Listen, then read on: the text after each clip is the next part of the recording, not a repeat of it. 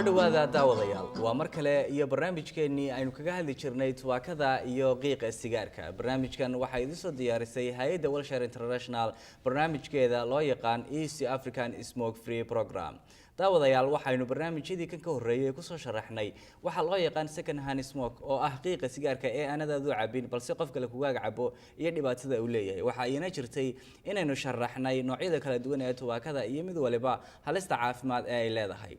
waxa kale oo aynu halkan ku soo marti qaadnay Sheekh Sacad Muuse Rooble oo ah wadaad caan oo laga yaqaan gobolka Minnesota iyo guud ahaanba waddanka Mareykanka oo ka hadlay aragtida ay diinta Islaamku ka qabto tubaakada iyo qiiqa sigaarka. waxa marxaatimo doon ah daawadayaal in sigaarka la isku agcaba iyo guud ahaanba tubaakadu ay xanuuno fara badan oo ka mid yahay kasarka oo ka mid yahay wadna istaagu ay sababaan. waxay kaloo caruurta ku sababaan dhimasho degdeg ah.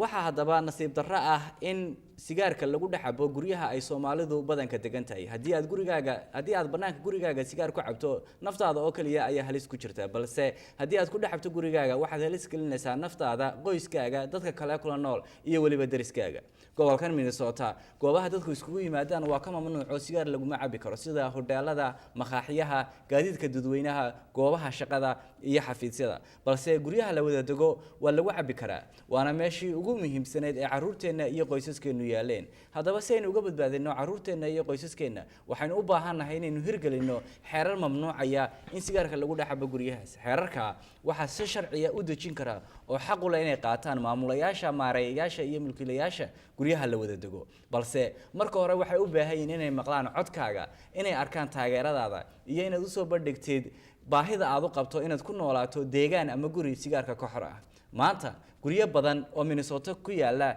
ayaan sigaar lagu dhaxabin oo qaatay xeerarkan. maantana waxay nala joogtaa marti ka socota guryahaas, dad degan iyo dad la shaqeeyaba. waxaana barnaamijkeeda inta dahinaya anigoo Cabdulaahi Xasan Ganay ah, waxaana ila daadihin doonta Siciido. waxa maanta kale nala jooga Foosi hebra cadar kaahin. maadaama ay martideenu inta tahay waxaynu bilaaban doonaa su'aalihii. su-aasha ugu horeeya waxaan rabaa inaan ku weydiiyo adiga Foosio, muddo intee leeg baad deganeed guryaha dhaadheer ee la wada degay ku yaala gobolka Minnesota? marka hore waan kaaga mahad celinayaa fidintan aad noo fidisay maanta inaan barnaamijkan ka qayb qaadano. muddo dheer oo ilaa 12 sano ah baa waxaan deganaa xaafadan Cedar la yiraahdo, Riverside Plaza, oo aan muddadaas deganaa 12 sano ka badan. sigaarka waa lagu cabi jiray laakiin sanadkan waa laga joojiyay. صح هذا سيجار لو بدي حبه بلي كاسن أو هايستو sanadkan hadda 2013 ama 2013 laga soo bilaabo bishii koowaad kowdeedii wax sigaara oo loo gol yahay in lagu cabaa ma jirto, waa laga joojiyay. waa free smoking area. laakiin tobankaasna hore deganeed waa lagu taas sana aan deganaad baa lagu cabi jiray sigaarku. muddo inteen leeg baad la shaqeynaysay guryaha la wada dego ee hadii ka mid yihiin sidoo ka Foosi degay yahay Riverside Plaza ama guryaha kale ku yaala magaalada Minneapolis? anigu muddo badan baan la shaqeynayay ilaa 7 sano ugu dambeysay oon ka shaqeynay Welshare International. waxaan sameeyay ilaa Twin City-ga guryo aad u fara badan ama bildimo badan ama resident badan oo Soomaalidu degan tahay ayaan ka dhex shaqeynayay on home visit iyo presentation iyo waxyaalo badan oo wacyigelin caafimaadka aan u sameeynayna.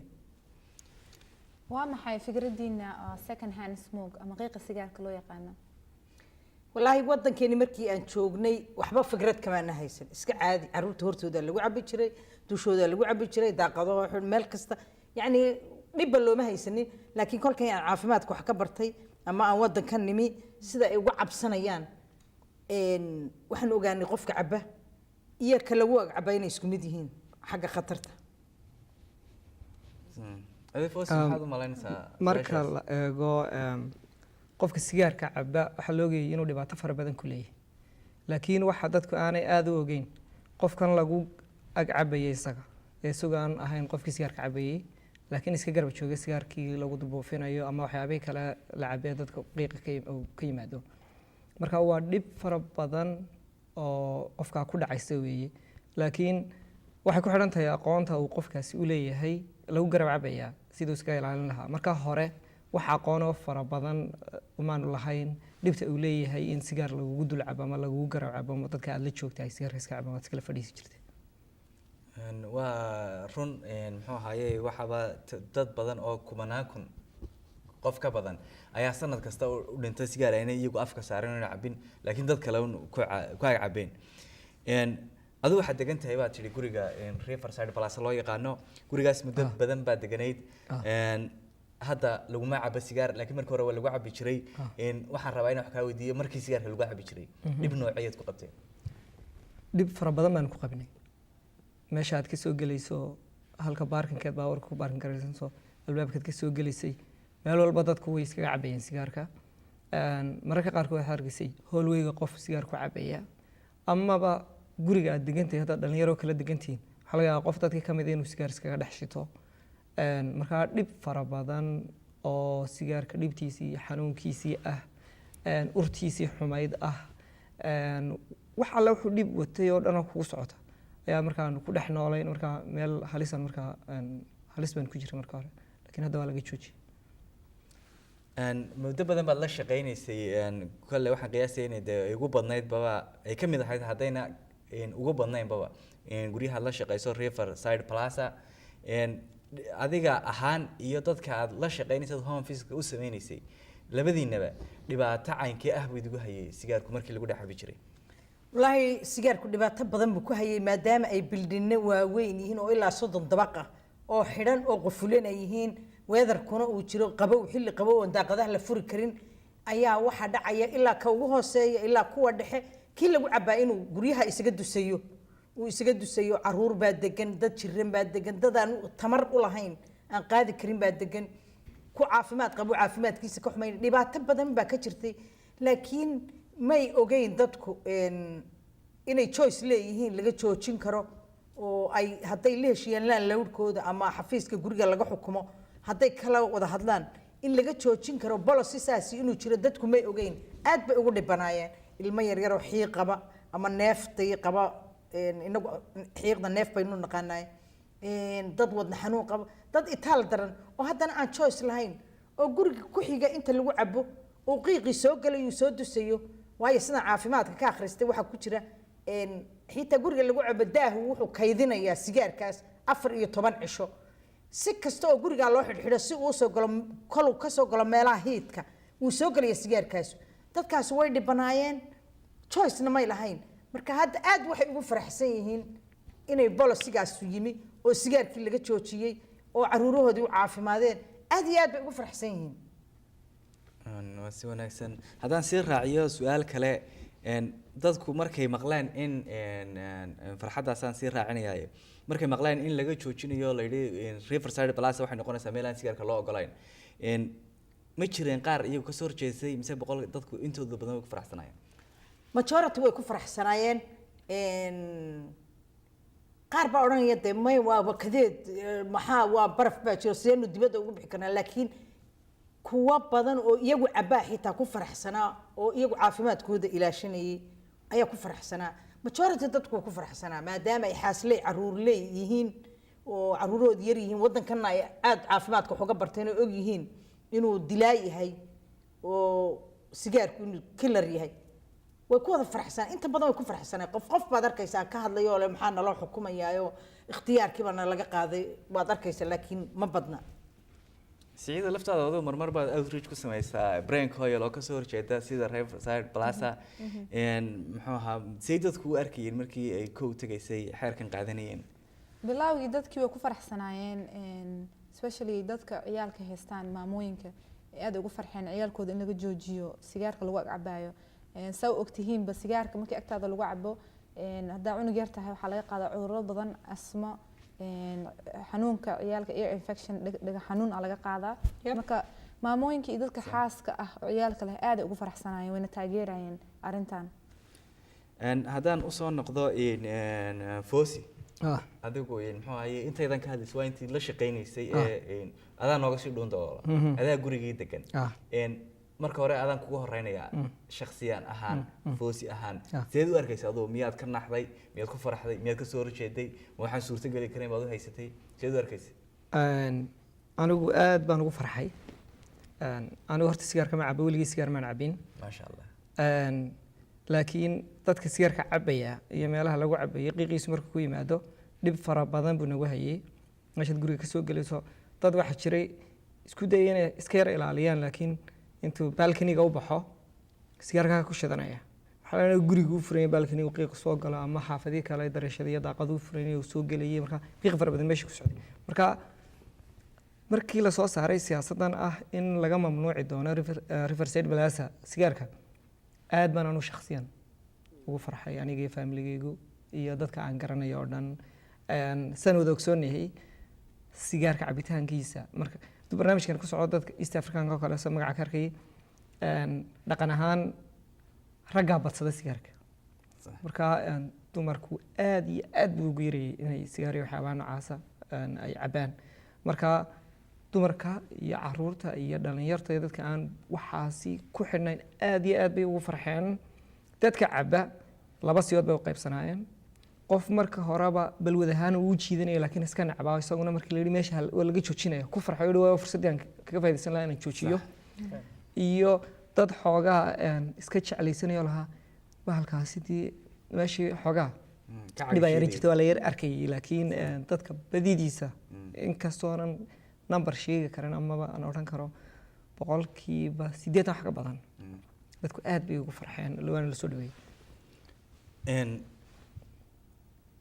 markii waa la iclaamiyo muddo badan baa la sheegayo lahaa sigaarka waa laga joojin doonaa haddana waa maxay dadka survey wax baa laga qaado waa la weydiiyay reegooda dad badan baa taageeray ugu dambeyn waxa la soo gaaray markii laga joojiyay la yiri maanta laga bilaabo sigaar lagu cabi karo xilligaas sigaarka laga joojiyay maalintii ugu dambeysay sigaar loo ogolaa mid lagu dhuunto lala dhex dhuunto lagu cabo mooyaane ku sharciyo laga joojiyay waxa ahayd 2013 bishii koowaad koodeedii waxa ka soo wareegtay muddo hadda sanadkii gaadaysa muddada isbedel nooceed ka dareentay maadaama aad degantay guriga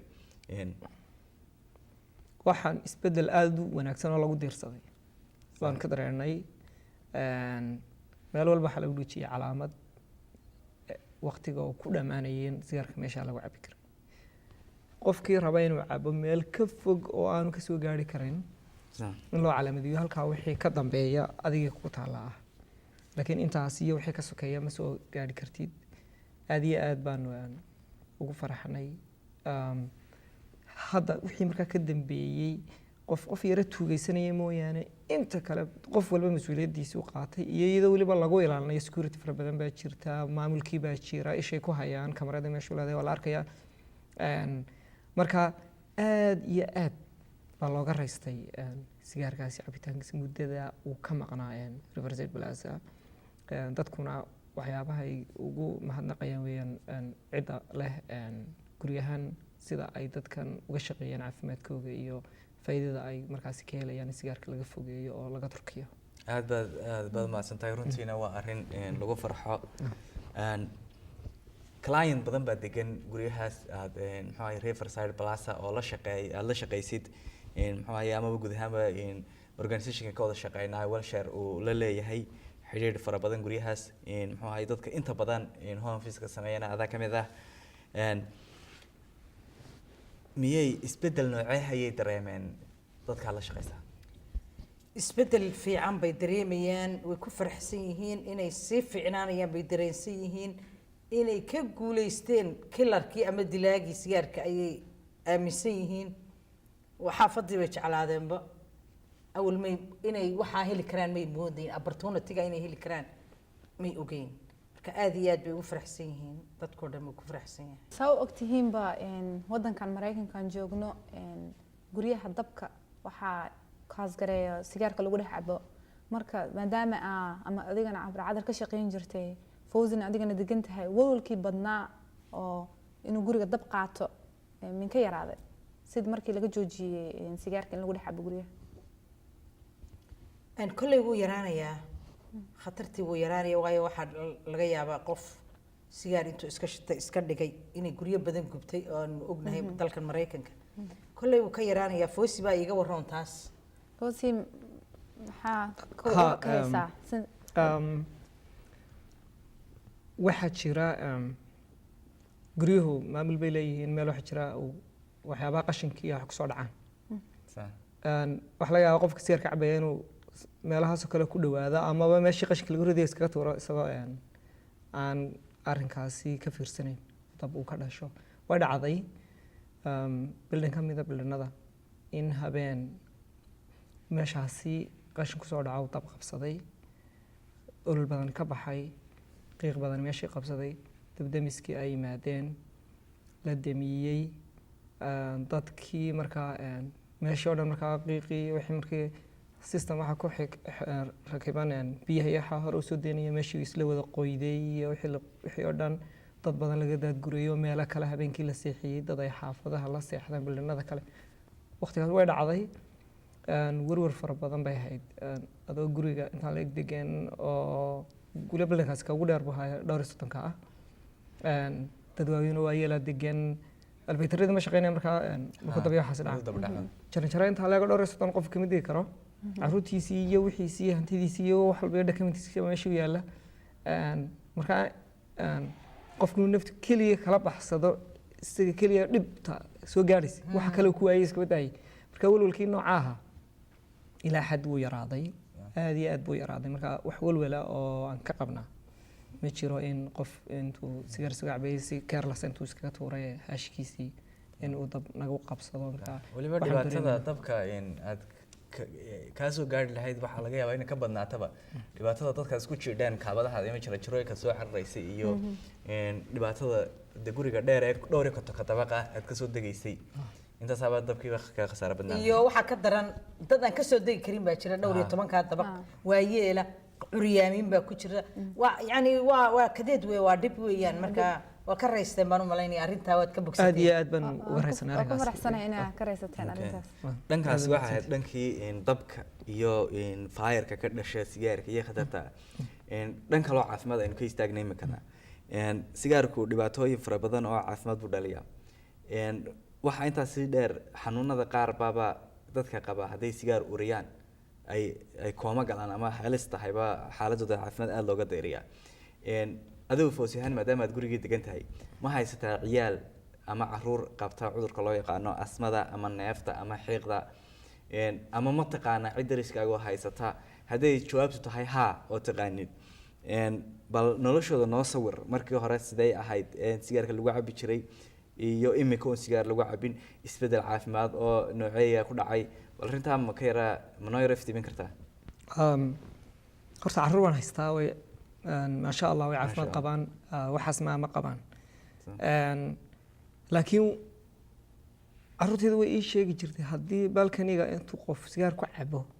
وأن أنتو صرع وسوق لي يعني وقت هذا سمر كذا ذا قضية حسفرين قيق سوق لي دريمي أنا ولا إني واحد اسمه القرنيان يعني مركا دبتها فرح بدنه قفك حنون له يعني qofkii caafimaad qaba oo yar baa ku sheegaya in wax ay ka ismaal garanayaan oo qiiq meesha soo galayo wax qarmuno soo warayaan waxa u soo warayaan oo dareemaya isagoo caafimaad qaba qofka isagoo waliba xanuunkii qaba lagu dul cabayana waa dareemi karaysaa dhibta uu markaasi qabayo iyo mashaakilka soo gaaraya marka inkastoo aan personally garanayn qof xanuunka qabo hadana lagu dul cabayay oo dhib fara badan ka haysatay laakiin hadana saan qiyaasayo qiyaas ahaan numberiska marka probability la sameeyo way dhici karaysaa qofkii asmadii loo xanuunka qaba haddana waalidkiin balwadii leeyahay iskaga dul cabayo oo ama qaar soo wareegay intay ku dul cabaan qofkii dhibaatadaas markaas uu dareemayo oo dhib fara badan ka soo gaarayso marka dhib fara badan baa jirtay oo baalka dhiiqaasi helitaankiisa qofkii aan sheegi karin waxaan waan ku arkay iyadoo hallwayga guriga deganahay oo qof iskaga cabayo sigaar waan ku arkay laakiin haddana si aad ugu sheegayso sad waxyaabo fara badan baad xeerinaysaa qofkiis ma qabsan kartaan moogti weygii xataa adigu security-gii ma tihid residimad meesha ka tahay qofkan inaad markaa inaad wax idin soo kala gaadhan maxaa waad iska ilaalinaysaa laakiin haddana nafta haddii urti kaa soo gaadhaysay iyo xataa dareenkaagii kale aragtid waxaad aragtay ciidhi fara badan baad dareemaysaa haddana qofkii waxba ma odhan kartid laakiin haddii imika sharci loo sameeyey xataa waxaad u sheegi kartaa waad u report garayn kartaa dadkii security garanaysaa sirka laga joojiyo laakiin qofkaas dhibaatadaas nagu haya marka dhib badan dadku waa dareemi jireen laakiin imika alxamdulilah waa waa laga nastay badideeda. Sax. waliba waxaan dareemi karaa in qofku marka uu imika kale marka la yidhaha siyaasaddaas uu qaatay gurigaasi oo sigaar laguma dhex cabi karo security kale iyo maamul kale la iskama ilaalinaye dadka buildingka degan oo dhan baad iska ilaalinaysaa dad lahayd wax ku dhex cab oo qof walba og in maxaa qof kasta ku arka xitaa dan kula hadlay oo waad ka naxaysaa waxaad odhanaysaa hore markaas ku sheegaa ku dacweeyay waxba ku dhex cabin markaas si fiican baad su-aasha uga jawaabtay aad iyo aad baan kugu mahad celinayaa su-aashan rabo in aan ku weydiiyo waxaad nasiib u heshay inaad ku noolaato guri aan sigaarka lagu dhex cabin ama aan ogolayn dad fara badan baa jira oo muxuu ahaye degan guryo sigaarka lagu dhex cabo sawir ma siin kartaa waa sidee inaad ku noolaato guri aan sigaarka lagu dhex cabin maxay dhadhantaa inaad guri sigaarka aan loo ogolayn aad ku nooshay horta sigaar la sheegaaba waa xanuun sigaar hadduu meeshii maqayana waa caafimaad marka qofka anigu aan ka nasiib badanahee meeshan deganaadii sigaar ka maqan yihiin qofka uu weli dhibaatadaasi haysato dhibaatadiina dareemaya meeshiisa in sigaarka markaasi laga fogeeye rabana waxaan halka inay dhibaata haysato laakiin waxaan kula talin lahaa inuu xaq u leeyahay sharcina uu jiro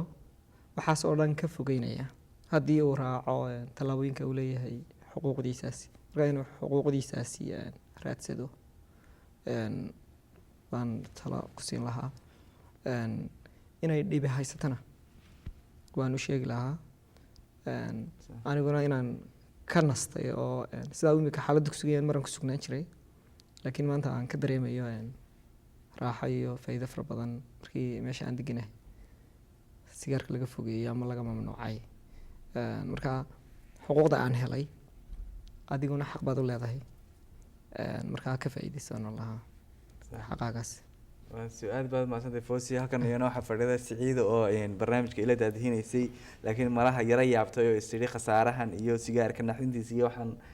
ama microphone-ka u kala dhex baxday dadkii martideena soo sharafnay ee ka hadlaysay iyo su'aalihii Siciido wax su'aalood kusoo gunaanad lahayd oo weydiin lahayd ma jirtaa waxaan weydiin lahaa maxaad kula talinaysiin dadka bulshada si u taageerto arrintan sigaarka waxaan kula talin lahaa inay bolosigaas qaataan xuquuqda ay leeyihiin inay landlordkooda la tashadaan xafiiska gurigooda la tashadaan ay yidhaahdaan iyagoo guruuba intay wada hadlaan dadka xaafadda degani codkoodu wuu shaqaynaya hadday xafiiskooda u tagaan oo yidhahdaan bolosigaasaan rabnaa hana lagu soo rogo sida riverside oo kale ayay ugu hirgelaysaa marka dadweynaha waxaan kula talin lahaa inay bolosigaa qaataan wuu jiraa kii aan ogeyno wuu jiraa kii ogowna ku adkayso oo sidaa riverside alxamdulilah dhaha bolosigaa qaataan odhan lahaa idinkoo isku duuban oon kala hadlayno gruuba u taga landlordkiina ama xafiiska guriga laga xukumo waa mahadsan tahay adigana Fawzi maxaa ula talin lahayd dadka weynaha bulshada loo oran jiray marka la wacyigelino bulshada caafimaad loo oran jiray bulshada caafimaad yani caafimaad ka tali caafimaad raadso biyo-ad caafimaad qabta raadso ku noolow adigu ku noolow caruurtaada ku noolaato dariskaaga ku noolaadaan neighborka deganta o dhan caafimaadka ku noolaado marka dhibta iyo faa'iido darrada iyo khasaaraha uu qiiq iyo sigaar leeyihi si yaroo fudud ayaad uga badbaadi kartaa marka ha hakranin naftaada ha hakranin caafimaadkaaga dariskaaga iyo caruurtaada xaqaagana inta aada nooshahay ayaa wax kuu taraya laakiin goor uu qiiqa ku dilay oo aada la soo fadhiisatay oo dhakhtar lagu geeyey calacalkeeda iyo inaad ka shalayso waa wax dhib badan marka hadda waa goortii aada xaqaaga raadsan lahayd marka xaqaaga raadsan kula talina waa mahadsan tahay صح good aad baad u mahadsantihiin dhammaantiin anna intaa waxaan ku darayaa caruurteena yaryar iyo qoysaskeena si aynu u badbaadino waa inaynu hirgelinaa xeerar mamnuucaya sigaarka iyo tubaakada qiiqda oo ay shiishadu ka mid tahay ee lagu dhexabo guryaha la wada degan yahay waxa sharciga leh oo xaq uu sharcigu u siiyey oo ka dhigi kara guriga degatay meelaan sigaar lagu cabin maamulaha ama mulkiilaha qofka leh gurigaas ayaa ka dhigi kara laakiin waxay tixgelinayaan dadka degan guryaha ama ay idinka cadhoodaan ama ay guriga ka guuraan adiga codkaaga loo baahan in la maqlo haddii aad ka danaynayso caafimaadkaaga caafimaadka qoyskaaga caafimaadka caruurtaada caafimaadka neighborkaaga iyo dadka jaarkaaga iyo dariskaaga fadlan la xidhiidh guryaha la wada dego ama guriga degan tahay maamulihiisa u sheeg inaad taageersan tahay in guriga laga joojiyo sigaarka waxaa kaloo la soo xiriiri kartaa Welshare International barnaamijkeeda East African Smoke Free Program annagaad nala soo xiriiri kartaa wix alaaliyo su'aalaad ka qabto ama tubaak ha noqoto ama sigaar ha noqoto ama sida loo hirgeliyo ha noqoto sida loo hirgeliyo ha noqoto xeerarka mamnuucaya telefoonka nagala soo xiriiri karto emailka wuxuu ku qoran yahay shaashada screenka ayaad ka arki kartaa emailka noo soo hadaad fariin soo qorayso emailkaygu wuxuu ku qoran yahay shaashada oo hadda ka arki karto waxa kale oo leenahay Facebook oo ah East African Smoke Free Program isaga laftiisu shaashadu ku qoran yahay iyo Twitterka shaashadu ku qoran yahay ka arki kartaan fadlan nala soo xiriir hadda taageer codkaaga na soo maqashii inagoo isku duuban ayaynu ka badbaadin karnaa caruurteena iyo dariskeena sigaarka oo ah dilaa qarsoon oo boqolaal qof dila maalin kasta intaynu hawada dib barnaamijkan oo kale ugu kulmi doono waa anigoo Cabdilaahiya iyo Siciido iyo marti sharaftii aan soo martay qaadnay maanta oo dhamaantood idiga tagayno nolol caafimaad leh ku waara